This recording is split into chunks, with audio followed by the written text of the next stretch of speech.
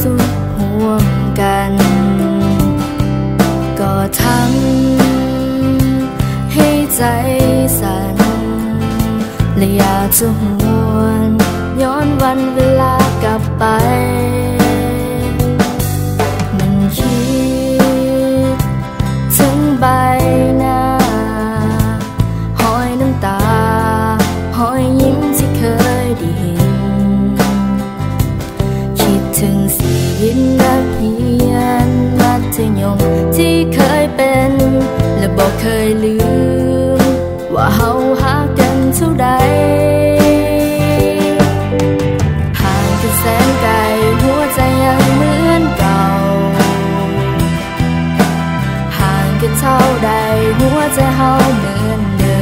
มห่างกันแสนนานความคิดถึงที่มีนับวันยิ่งเพิ่มเติมให้หัวเฮายังบ่ลืมกันและนับจากวันนี้บ่ว่าจะโดนเท่าใดจะให้สัญญาต่อกันว่าจะเก็บเอาความทรงจำของเฮาไว้ในหัวใจจะเก็บมันไว้และจะเป็นกำลังใจให้กันเมื่อในวันต่อไปถ้าเจ้าอาจต้องเสียใจหรือเจ้าต้องมีน้ำตาคอยนึกถึงความทรงจำของเฮา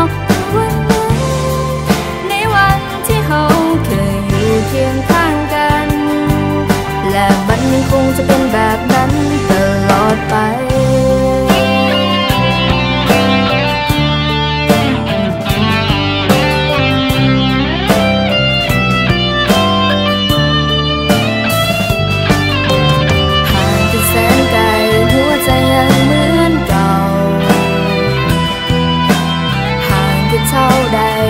จะเฮาเหมือนเดิ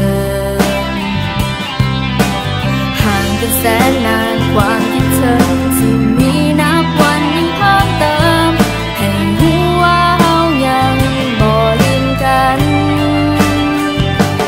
และนับจากวันนี้บ่ว่าจะโดนเท่าใดจะให้สัญญาต่อกันว่าจะเก็บเอาความทรงจำของเฮาไว้ในหัวใจจะเก็บมันไว้และจะเป็นกำลังใจให้กันวันต่อไปถ้าเจ้าอาจต้องเสียใจหรือเจ้าต้องมีน้ำตาคอยนึกถึงความทรงจำของเฮาวันนั้นในวันที่เฮาเคยอยู่เคียงข้างกันและเฮายังคงจะเป็นเพื่อนกันตลอดไปและนับจากวันนี้บ่ว่าจะโดนเท่าใดจะให้สัญญาต่อกันว่าจะเก็บเอาความทรงจำของเฮาไว้ในหัวใจจะเก็บมันไว้และจะเป็นกำลังใจให้กันเมื่อในวันต่อไปถ้าเจ้าหากต้องเสียใจหรือเจ้าต้องมีน้ำตาคอยนึกถึงความทรงจำของเฮาเมื่อวันนั้นในวันที่เฮาเคยอยู่เคียงข้างกันและเฮายังคงจะเป็นเพื่อนกันตลอดไปเก็บถ้อยคำของเธอเอาไว้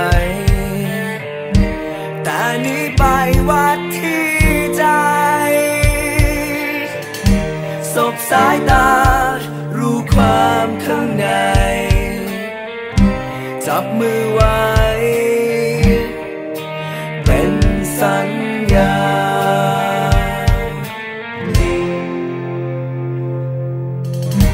เราร่วมทำทั้งดีและเลวถูกผิดไปด้วยกันสุขทุกข์เราไม่ทอดทิ้งกัน